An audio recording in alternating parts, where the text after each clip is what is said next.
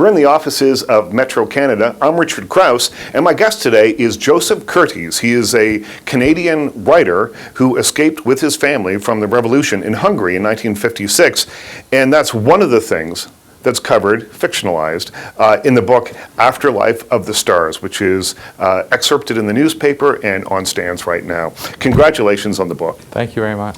Now, you were only 5 in 1956 when your family left Hungary. That's right. The character in the book is 9.8 years old, Right. for reasons that are explained in the book. And it takes place in a fairly compressed amount of time.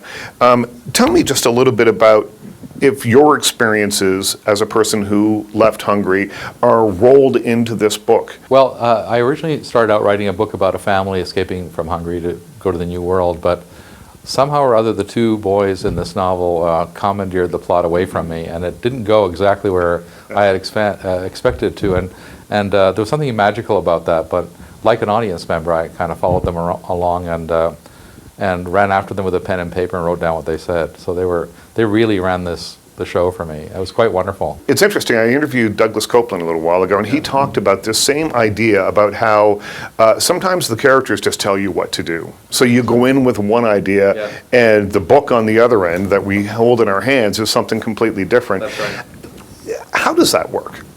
What is the process?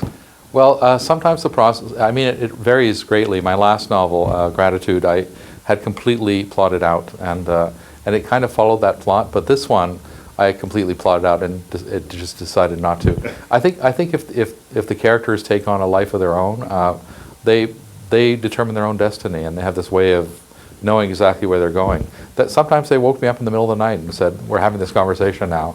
I went down and wrote it. That's how it happened. In a very practical sort of way, you spend weeks, days, months, whatever it is, working on the idea for a novel. You probably do a treatment, you think about the whole thing, and then at some point you realize this just isn't the book that I originally planned. How difficult is it for you as a creative person, as a writer, to say, you know what, that work is just not going to work for me anymore?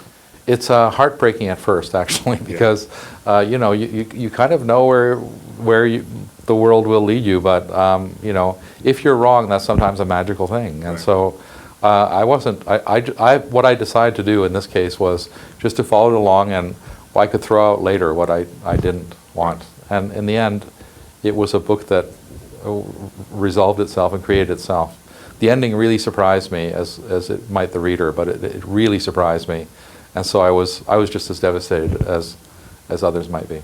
The story is set against the backdrop of the Hungarian Revolution in 1956, which is an enormous story. Yes. It's a huge story. You have whittled it down to the experiences of a handful of people. Yeah. When you break it down scene by scene and experience it through the lives of these characters that you get to know, all of a sudden it becomes much more understandable. Mm-hmm. So were you in some ways acting as a part-time historian almost, in terms of trying to tell the story in a way that would make it emotionally effective rather than just data and facts and figures? So that's exactly what I was doing, actually.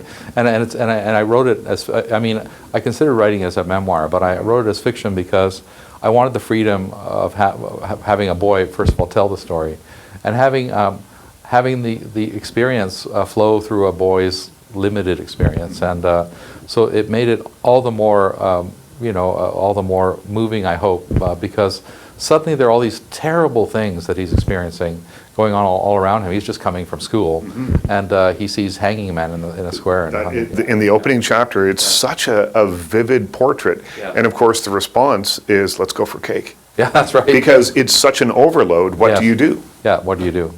I wasn't even 5 when this actually occurred, but I did see hanging men there, and of course the few images that stayed with me, informed this book. And then, of course, I did some obviously research to make sure the history was right, but it was a terribly tumultuous time, and my parents and family had gone through 2 terrible wars, And quickly, one after another. That's right, and lost everything, and my great-grandfather's holdings were all gone and confiscated. So it was a huge upheaval for us, and so I was hoping that, seen through the eyes of a young boy, the poignancy of it would register. Is this some kind of catharsis for you in any way? These are images that you would have held in your head forever, for 50 years. Yeah. Is this catharsis, writing them down, getting them out, talking about the hanging men with their tongues hanging out, and which is such a horrific image if you really think about it. And you saw it, it's rattling around in your head. Does it get it out by writing it down? It does. It does to some. I mean, it has been haunting me. I mean, I've had at least 100 dreams about that image. So and it was very vivid, extremely vivid to me. We ran across the border by night, by foot, exactly as it is in the book, to Austria, and there really were bombs going off. And I remember my older brother saying, "What is going on? No one's dropping bombs." And finally, my grandmother said, "We're crossing a minefield." Can you imagine? I mean, I didn't even know what that was. So there were people blowing up as we were running. There are hundreds of people running across the border. So obviously those images survive, and I needed to unload them in a sense. So often when you see now photographs in the present day of places where terrible things happened, there is a McDonald's in the background. Yeah. What's in Budapest where the hanging men were now? It actually remains a central square in the boulevard. And so, so when I went there, there they are. There's a stamp shop and there's a Starbucks and so on. You're right. It has a real. There's an irony almost to how modern and alive it is compared to that day. That final image of yours. Yes, I thought it was the end of the world when we were there, and of course it isn't. And but that cafe is still there that I mentioned in that first chapter. So is the monkey still there? No, monkey's gone. The monkey is unfortunately gone, but they had a monkey. So yeah, I love that monkey, of course, as a kid. So yeah, I mean those images were very alive for me. In this book, he even dreams of going back to the monkey cage. We have talked about running through minefields and people hanging and this revolution, which of course the backdrop, all these images make sense. What I didn't expect from the Afterlife of the Stars is that I laughed. Yeah. Quite often. Yes. I know you've won awards for humor writing, yes, and right. So maybe it shouldn't have been that much of a surprise, but I didn't expect it in the context of this story. Was it important for you to add in lighter elements, because life is a grand carnival, things happen, and sometimes in the worst of situations we find something amusing. Well, Mark Twain said the true source of humor is not joy but sorrow, and I think it's very often the case that I laugh at the worst times, and I find things amusing exactly when I shouldn't, at a funeral, for example.